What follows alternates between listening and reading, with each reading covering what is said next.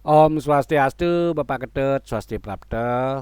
Semoga Bapak Ketut dan sekeluarga selalu sehat dan rahayu.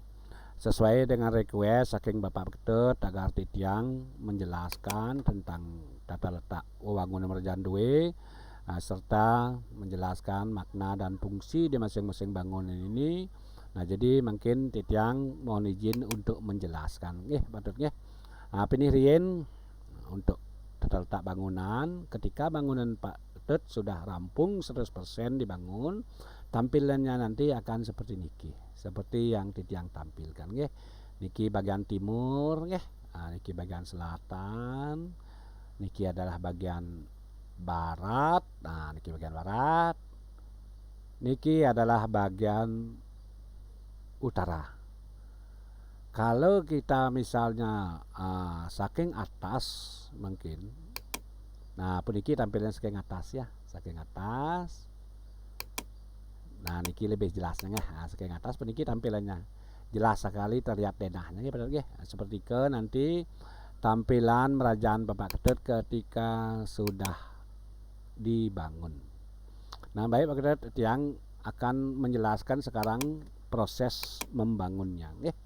Nah, untuk itu sambil juga memvalidasi apakah luas Merajaan Bapak Ketut sudah sesuai dengan data yang Bapak Ketut berikan. Sambil mengcross check ya. Akan tiang tutup niki pelingi pondasi semua nggih. Tiang menyisakan layout saja. Oke, Ketut niki layout. Niki layout anggap saja tanah kosong niki seperti itu. Atau anggap saja kita nolkan Merajaan lama ya. Nah, niki utara sesuai dengan tanah kompas, ini selatan, ini timur, ini barat sebenarnya. Jadi data yang Bapak Ketut berikan nike bersih karena Bapak Ketut bilang bersih di jeruan ya. Jadi akan titiang cek validasi ya. Nah, niki kangin kauhnya 6 meter Pak Ketut. Sementara untuk kajo cloudnya niki 6 meter 69 cm. Niki jelas ya. Kangin kauh 6 meter kajo cloud 6 meter 69 cm ya. Jadi untuk keluar niki adalah kebutuhan tembok. Yang tiang klik niki adalah tembok kebutuhan ya. Membutuhkan tempat tembok nike pondasi, maksudnya pondasi tembok nggih. Lagi totalnya 60 cm nike ya. 60 cm. Nah niki. Oke. Nah 60 cm nggih. Nike mengenai validasi tentang luas Merajaan. Oke, pertama-tama kalau sudah dinolkan seperti niki ya, jadi tentu kita akan masang pondasi. Di mana pondasi kita pasang tentu dibongkar ini. Di bagian yang coklat ini kita bongkar terlebih dahulu nggih. Yang tampilkan pondasi. Di bagian yang coklat kita bongkar, di bagian pinggir kita bongkar. Nah, ini nanti nggih. Nah, jadi ukurnya nih kalau sudah ada di gambar kerja seperti ini. Sudah yang siapkan Pak. Nah, jadi pasang pondasi terlebih dahulu. Niki yang tiang klik pondasi tembok, niki pondasi rong kalih, niki pondasi kemulan, niki pondasi padmo, niki gedong kunci, niki taksu, dan niki piasan. Sementara niki adalah candi bendar kan niko. Nah, sekarang jika pondasi niki sudah terpasang, jadi sebaiknya niki baru diuruk ya. Kenten prosesnya, mekanismenya seperti niki. SOP katakanlah ya, baru diuruk ya, biar tidak dua kali kerja. Artinya biar efektif efisien ya. Baru diuruk setelah ini. Jadi, oke. Untuk memudahkan sekarang pemahaman, tiang tidak akan menampilkan urugan ya. Tiang langsung akan menampilkan pelingihnya. Pelingih yang ditiang tampilkan ya. Oke, yang pertama mungkin Padmo yang pilih. Niki. Niki lah Padmo, posisinya kajau kangin nggih, menghadap ke selatan niki padat. Seperti niki. Padmo ya. Jadi besar pondasi dengan batar niki sama, ideal ya. Artinya tidak ada kekuatan mubasir, tidak ada kekuatan berlebih atau kekuatan kurang. Jadi ideal. Niki. Kalau kita gedekan pondasinya ya itu disebut dengan kekuatan yang berlebih. Dados jauh tapi kan berlebih. Jadi yang benar itu adalah pas ideal. Niki Padmo nggih. Raris baratnya Padma ada namanya Gedong Kunci. Nah niki seperti taksu cuman dia lebih pendek. Ini sama juga pondasinya. Nah niki di baratnya Gedong Kunci wenten disebut dengan taksu. Nah niki taksu yang sesuai dengan request Bapak Ketut, bentuknya seperti niki, seperti hampir pengelurah Nah, cuman niki semua unsur batu, unsur tanah. Nah kemudian di bagian timur niki menghadap ke barat itu ada rong 3 utawi kemulan. Nah niki model kemulannya Nah di bawah niki ada pondasinya singa pas dia ya, besar bataran Merajan niki dengan pondasi de pas. Laris lanturnya si kelot niki disebut dengan rong kalih niki, rong kalih ya. Nah seperti itu ya. Nah, mungkin baru Cicang menampilkan yang namanya urugan ya. Boleh diurug dulu baru pasang pelinggih untuk memudahkan pekerjaan. Oke, piasan lagi satu patut. Nah niki piasan seperti niki. Nah seperti niki piasnya sama, tidak ada yang berlebih kekuatnya. Sekarang yang lampilkan anggaplah sudah kita ngurug dan lantai niki. Nah jadi sederhana kelihatannya, gampang kelihatannya mungkin. Jadi pekerjaan susah itu tidak terlihat. Jadi profesional sekali belakangnya niki bisa kita ngelewatnya. Nah niki. Nah senika. Nah kemudian karena pondasi niki masih kelihatan telanjang, tidak terbungkus, tidak terplester, jadi kita isi stil Bali niki. Batarnya beten niki. Nah kita isi sekarang unag, kita isi bataran, kita isi ya. Kemudian baru kita pasang tembok di atasnya. Nah inilah tampilannya nanti. Seperti itu prosesnya Nah ini tampilan secara keseluruhan ketika Kerajaan Bapak Ketut dibangun. Nah niki di bagian barat niki Pak Ketut menginginkan agar niki coak, tidak ada tembok ya, dengan tujuan cacap niki tidak ngenon tembok. Mungkin itu tujuannya, dan juga tujuannya agar di sini kita pemedak seperti sentano katakanlah di alam niki lebih banyak bisa kita manfaatkan. Pengubakti sembahyang seperti itu tidak masalah. Niko desa kalau patro nah seperti itu patut tata ruang, tata letak bangunan serta SOP tahapan-tahapan ketika membangun Merajan. Nah seperti itu. Mungkin yang lanjut sekarang menjelaskan tentang makna dan fungsi bangunan ya. Nah kemudian kalau kita melihat postur bangunan niki ya tinggi dibandingkan dengan bangunan Balai Dajo, Balai Delod itu, ini tentu mendapat prioritas paling tinggi. Kenapa? Niki adalah konsepnya periangan Ada periangan, ada pewongan, ada pelemahan. Jadi ini paling tinggi. Kenapa paling tinggi? Karena sesuai dengan etika bangunan ya. Kalau kita melihatnya niki ada takwa, ada etika, atau susila ya, ada upacara. Jadi secara etika itu biar masuk ya. Ini disebut dengan etika bangunan. Nah seperti itu ketika etika sudah berjalan, sudah masuk, maka niko otomatis menjadi estetika. Berapa tingginya niki? Tingginya niki adalah 115 ya, 115 cm. Untuk pondasinya buat 110 karena lantai lagi 5 cm seperti itu Nah 115, jadi tentu 115 niki tinggi. Nah, jadi kita butuh unag. Nah niki unagnya untuk mencapai level. Apa itu unag? Unag adalah pijakan kaki untuk mencapai level tertentu. Nah ini namanya level antara halaman dengan Merajan. Atau Merajan disebut level karena niki tinggi dibutuhkan unag. Unag adalah pijakan kaki untuk mencapai level tertentu yang terfokus dalam satu titik. Ini dia. Berarti yang terfokus dalam satu titik adalah 3 niki. 1, 2, 3 unag ya. Kalau keteknya nikel Candi Watu Segaro. Makna Segaro niki filosofisnya adalah suci. Sudah benar niki. Terus kemudian yang di bawah niki namanya tata ujan. Apa itu tata ujan? Tata ujan adalah pijakan kaki di mana posisinya itu adalah mengikuti bangunan, melingkar mengikuti bangunan niki ya. Ada luka uhnya, luka lawannya, dan ada luka angin nyambung dia ya. Itu bedanya antara tata ujan dan unag. Nah sekarang di sini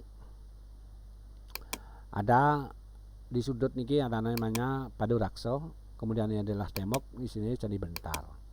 Oke, Candi Bentar, makna fungsi Candi Bentar niki maknanya ya agar kita sesuai dengan namanya, candi itu tinggi, bentar itu pisah atau belah ya. Nah, ketika kita keranjing ke Merajan, ayo kita pisahkan, belahkan pikiran kita agar pikiran kita nika fokus yaitu bersembahyang dan bersyukur. Itu aja. Tidak ada neko-neko nggih. Ning kena fokuskan pikiran, satukan pikiran, jadi pisah pikiran yang ada pikiran negatif tidak boleh masuk, artinya kita pisahkan. Lalu kita ngeranjing ke Merajan bersembahyang dan bersyukur. Itu filosofisnya ya. Candi Bentar. Nah, kalau niki lubang Candi Bentar niki sudah utama niki 90 cm ya. 90 adalah angka utama ya dalam KTN sastra. Nah, niki 90. Oke, sudah. Oke, yang tampilkan malih niki temboknya ya. Nah, oke, 90 tadi. Nah, mungkin yang ini disebut pilar padu raksa. Apa itu padu raksa? Padu itu pertemuan, raksa itu menguasai. Nah, artinya secara agama, sastra padu raksa itu adalah ada dewanya yang menguasai masing-masing sudut. Nah, niki disebut napi asal nika istilahnya aji raksa. Niki Sri Raksa, niki Aji Raksa, Ludro Raksa, dan Kalo Raksa. Nah, artinya masing-masing pilar niki adalah sebagai pemegang kekuatan ya, yang menguasai timur dan selatan yaitu adalah Aji Raksa, yang menguasai timur dan utara yaitu Sri Raksa, yang menguasai utara dan barat yaitu Kalo Raksa, yang menguasai barat dan selatan yaitu Ludro Raksa ya. Jadi semua ada makna dan fungsinya, sehingga raksa-raksa ini berkumpul membangun sebuah kekuatan sehingga Merajan niki menjadi kuat. Logikanya seperti itu, terjaga ya. Kalau dalam ilmu konstruksi niki pilar niki nggih, pilar ini adalah sebagai istilahnya persendian di mana menggabungkan kekuatan di sini agar di sini tetap kuat, disebut dengan pilar pembesian. Nah, secara konstruksi ini sebagai penggabungan kekuatan pilar nggih. Itu makna dan fungsi. Oke, sekarang kita masuk ke Merajan. Pertama, Titi akan menjelaskan tentang pelinggih. Nah, niki titik beratnya pelinggih rong kalih. Artinya pelinggih rong kalih ini tidak semua umat punya ya. Jadi di daerah tertentu ada yang punya, ada yang tidak. Nah, sekarang Titiang tidak berbicara soal salah dan benar, karena apa? Yang tidak punya berarti salah, yang punya berarti benar, atau sebaliknya. Bukan begitu nih maknanya makin niki. Karena sesuai dengan pengetahuan Titiang, pengalaman Titiang, tidak semua umat memiliki rong duo. Seperti itu, tidak semua umat. Apakah itu salah? Tidak. Sepanjang kita bicara keyakinan, yakin ya yakin, benar dan salah itu hanya ada hukum, yang bisa membuktikan. Oke, sekarang lanjut. Yang kita linggihkan atau yang melinggih di rong duo ini adalah leluhur kita yang sudah meninggal, di mana leluhur itu belum melalui proses pengabenan atau belum bersih. Di sini kita linggihkan ya. Nah, jadi yang ulangi, yang melinggih atau yang kita linggihkan di sini adalah leluhur kita, anggota keluarga kita yang meninggal, yang belum melalui proses pengabenan, belum bersih 100%. Di sini kita linggihkan. Yang di sebelah kanan dajanan merago puruso lanang, yang di sebelah kiri dan niki merago pradano istri, kita linggihkan nggih. Seperti itu. Nah, dari kemulan hampir sama, fungsinya hampir sama, cuman bedanya. Nah, jadi kemulan apa fungsinya? Kemulan rong tiga niki. Nah, jadi sini kita ngelinggihan leluhur kita atau anggota keluarga yang meninggal, yang sudah melalui proses pengabenan sun majar-ajar nih nggih, bersih sampun niki.